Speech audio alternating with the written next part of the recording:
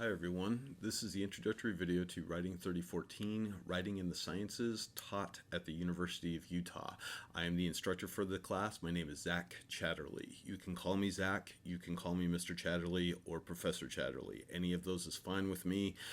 This is a video that is going to walk through the Canvas site and the expectations for the class. I will try to remain very concise with this. There's a lot of material that I am not going to read verbatim in this video. It is up to you, the student, to go read that material. This video is meant to just point out some of the interfaces and some of the more important aspects of the class. So let's get going with it. I do have an email address listed here. Email or Canvas are both fine ways to get hold of me. Most of our interaction is going to come through the Canvas site for the class, but sometimes email is a better option. I do have an office. It is located on campus just to the east of the Gardner Commons building. It's in Linco, that's language and communication, and I do have office hours posted.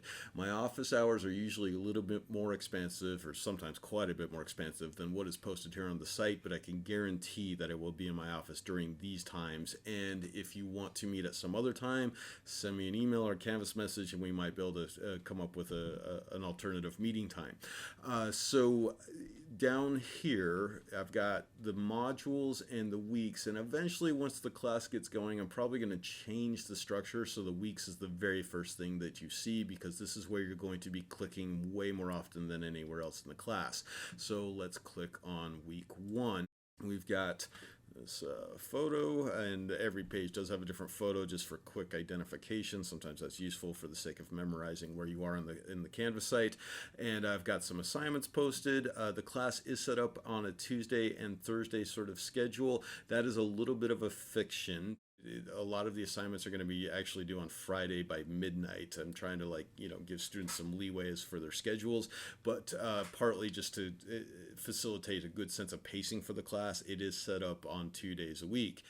We have various assignments that are linked here. So here is the first assignment that I'm asking you to complete. Tell me who you are. If we click on that, we are going to get quite a bit of content, and I want to stress that you should make a habit of reading through this content before answering the prompt. A lot of the little assignments in this class have quite a bit of context built into them, and if you're not reading that stuff, sometimes it leads to, well, not a very well focused submission. So when you're looking at these little assignments, you can click up here for the submit assignment button, click on that, and a text box comes up. It does have a running word count here down the bottom, so you can see how much you've written. Often I will give guidelines for a word count, and you can, link and do the hypertext HTML stuff if you would like while you're writing these responses. So the class has a lot of these little assignments. For instance, tell me who you are. I want to know a little bit about your major and about your interests. Let's back out of that. And here's another one that's coming up. There's a reading that is posted on Canvas.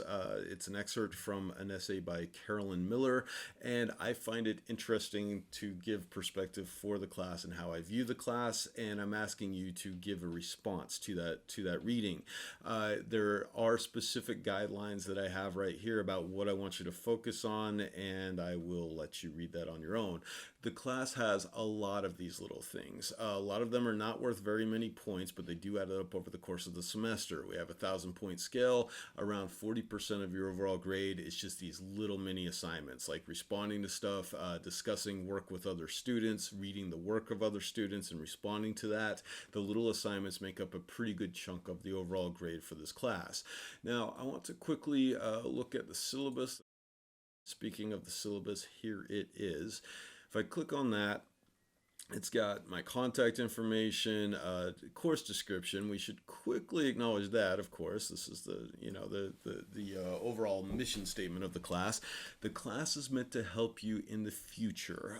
If your future involves graduate school or medical school, hopefully this class will give you some useful insights into the sorts of documents that students produce in graduate programs. If your goals are not graduate school, but rather just moving straight into industry, I still think this class can be very useful. We're going to be covering several sorts of documents that are useful in a business setting. So the overall goal of this class, is to help you in some capacity with producing documents in the future. We're going to be giving insights, I hope, into the sorts of documents that make the professional world function, and you're going to be practicing some of those documents. Let's quickly look at the assignments for the class. There is a journal synopsis assignment that is a fancy convoluted way of saying become familiar with the peer review journal and review it for me. This assignment's going to be quick. We're going to be done with it within a few weeks at the beginning of class. It is described more on Canvas. I do not want to say a whole lot more about it right now. What I want to talk about is the SOP project, because this is one you need to be thinking ahead on just a little bit. An SOP, or SOP, stands for Standard Operating Procedure. A standard operating procedure is a set of instructions, and they are integral for scientific work. Labs all across the country, and all across the world for that matter, use SOPs constantly to make sure that the people within that lab are doing consistent work and using consistent methods to do what they're doing.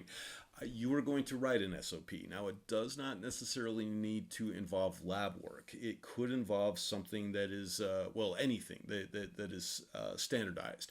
So let's talk about some examples. If you are working on a lab on campus, there's going to be a ton of things that you could write about. But if you're working on some other sort of job, there's probably good things to write about as far as the SOP project goes. I've had students write SOPs on using accounting software and organizing office files, or setting up a bar for the evening. I've had students write about using software for a job, or inspecting a piece of equipment like a bus, for instance.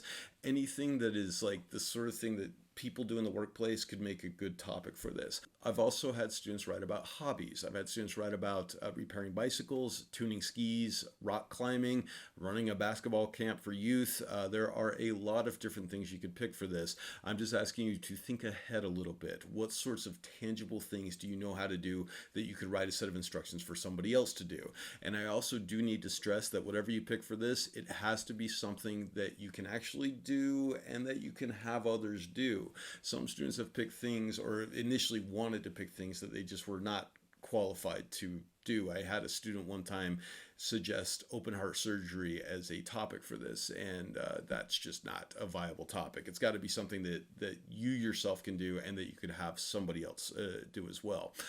There's also going to be a literature review in the last half of the semester, and that's going to be a research project on any topic you want that is legitimate science. I will not say any more about it right now, except to say we're going to have a pretty extensive research project towards the end of class, and you can choose pretty much any topic you want.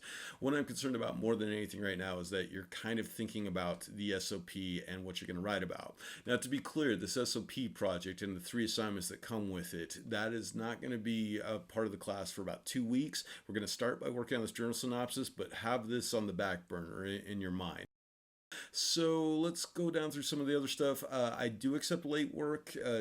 I'd rather have you turn in something late rather than not at all. If it's like a month late, I'm not going to give it credit. But if it's a few days late, or even a week late, I will give it credit. It won't get full credit, but it will get some credit, which is better than no credit. So just keep that in mind throughout the semester. If you miss a deadline, you can turn something in. We do have a writing center here on campus. A lot of students have a misconception that the writing center is only for students who really struggle with writing, and it's not. They are completely willing to help advanced students with their writing. We do have a statement about plagiarism. Please don't do it. We will talk about it more as the class continues, but please do not plagiarize on your work. I will have to give you a failing score for that. Let's talk about the class schedule and the pace. So the class is set up on a 2-day-a-week schedule.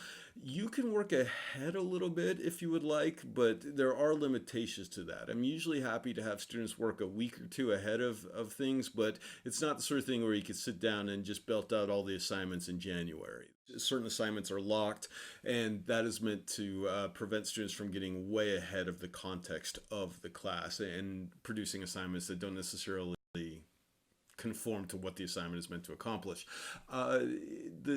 The schedule should be a little bit flexible, but we do need to kind of stay up on at least a week-by-week pace. So please pay attention to the course stream on Canvas, see when the assignments are due, and try to keep up with the overall pace of the class.